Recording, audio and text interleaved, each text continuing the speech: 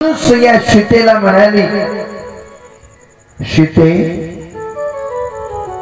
पतिव्रतेचा धर्म आहे पतीची सेवा करावी।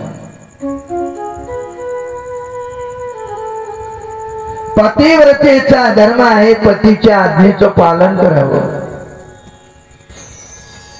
पतिव्रतेचा धर्म आहे की पतीला क्षणभर सुद्धा विसरायचं नाही।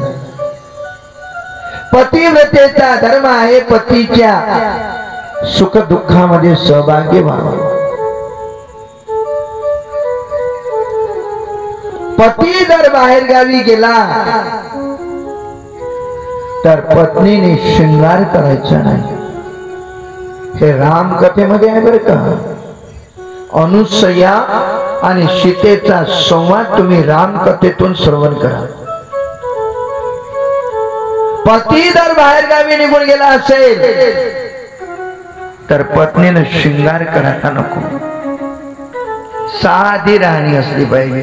परंतु आता पती जर बाहेर गावी निघून गेला की पत्नी तर पहिले मेकअप करते, शृंगार करते। माझ्या माय बहिणीनो, स्त्री जे शृंगार करते ना, या बाह्य रंगाला सजवते ना, हा शृंगार कोणाला दाखवला पाहिजे? पतीला दाखवा। कोणाला दाखवायचा? पतीला। परंतु तुम्ही तुमचा शृंगार जे मेकअप वगैरे केलेलं असते ते पतीला न दाखवता जगाला दाखवता। महाराज, मंदिरात जायचं असेल तर नटून ठटून, काही काम आहे का मंदिरात नटून ठटून जायचं? देव असं म्हणत नाही की परशुराम महाराज असं म्हणत वा वा वा क्या ब्युटिफुल आहे। साधी राहणी असली पाहिजे।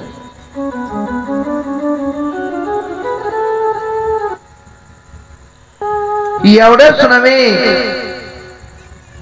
पतिव्रतेच्या धर्माच्या विषयी अनुसयेने सीतेला उपदेश केला। जोपर्यंत पतीचं भोजन होत नाही तोपर्यंत पत्नीने भोजन करायचं नाही। आता तर लय परिवर्तन झालं, आता एकाच ताटात दोघ जण बसतात, आहे ना?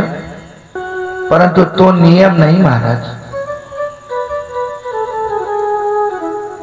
पती जर जेवण करत असेल तर पत्नीने हसत मुखाने राहायचं,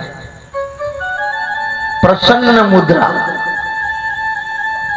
आणि त्यांना जीव घालायचं।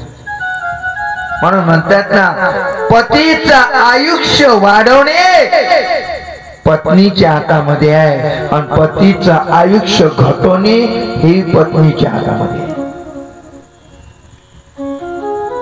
तुम्ही सेवा करा, हसत मुखाने राहा, पतीच्या सुख दुःखामध्ये सहभागी व्हा, पतीचं आयुष्य वाढते महाराज। आणि जर तुम्ही पतीच्या मागे काव काव काव काव सुरू केली, नाना तरीच बोलू लागले, नाना तरीच काम सांगू लागले, समजून जरा त्याचं आयुष्य घटत चाललं। तुम्ही म्हणाल महाराज कशामध्ये आहे? चिंता से चतुराई घटे, दुख से घटे शरीर, पाप से घटे लक्ष्मी, कह गए दास कबीर। कारण पतीच्या डोक्यावर चिंतेचा जर भारा कधी असेल, बुद्धी भ्रष्ट होते आणि दुःख तयार होते। दुःख तयार झालं, शरीर घटत जाते आणि मृत्यू जवळ येते महाराज। म्हणून एवढं लक्षात ठेवा, पतीचं आयुष्य वाढवणे तुमच्या हातामध्ये आणि पतीचं आयुष्य घटवणे तुमच्या हातामध्ये। मी तर माझ्या आई बहिणींना एकच हात जोडून विनवणी करतो की दररोज तुम्ही जेव्हा भगवंताच्या पुढे जाता, पूजन करता, आरती करता, हात जोडता, तेव्हा एकच मागायचं की हे देवा, हे पांडुरंगा, हे परशुरामा, हे गजानन बाबा, मी तुला एकच मागते. काय मागते? हा जो माझ्या कपाळावर कुंकवाचा टिळा आहे ना, हा माझ्या सोबत जाऊ दे. असं मागा ना. फक्त तुम्ही मागता कोणत्या दिवशी? वडसावित्रीच्या दिवशी. बापा, त्या दिवशी अरे करीना पॅटर्न साडी, नाकात न शृंगार केलेला असते, दागदागिने, गजरा, कोंबरीले पट्टा, आरती मध्ये आंबेन बंदा रील निघाली डडंडाम वळाच्या पूजेले. आणि तिथे जाऊ वळाचं पूजन करता. पूजन झालं का धागा घेता, त्या वळाले गुंडारता, पहा, आणि प्रदक्षिणा मारत म्हणता, हे हे देवादिदेवा, हे महादेवा, हा जो माझा पती आहे ना, 7 जन्मापर्यंत मला भेटू दे. म्हणता की नाही सांगा बरं? आणि घरी आली त्याच्या माग काव काव काव काव. म्हणून म्हणतात ना, जसे आपण शब्द उच्चारतो त्या शब्दाचं आपण आचरण केलं पाहिजे. श्रीराम लक्ष्मण सीताजी अत्रि अनुसयेचा आशीर्वाद घेऊन अत्रि ऋषीच्या आश्रमामधून निघाले. पुढील कथा श्रवण करण्याच्या आधी सर्वांनी हात वर करा. करा सर्वांनी हात वर. करा सर्वांनी हात वर. ओम परशुराम नमो नमः. श्री परशुराम नमो नमः. जय परशुराम नमो नमः. गुरु परशुराम नमो नमः. ओम परशुराम नमो नमः. श्री परशुराम नमो नमः. जय परशुराम नमो नमः. गुरु परशुराम नमो नमः. ओम परशुराम नमो नमः. श्री परशुराम नमो नमः. जय परशुराम नमो नमः. गुरु परशुराम नमो नमः. ओम परशुराम नमो नमः. श्री परशुराम नमो नमः. जय परशुराम नमो नमः.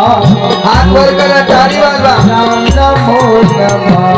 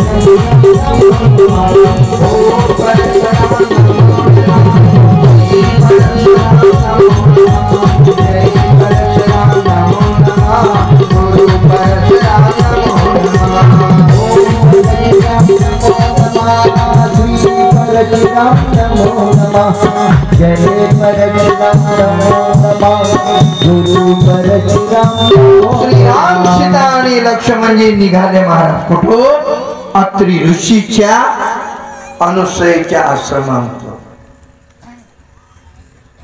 त्या वनामध्ये भ्रमण करू लागले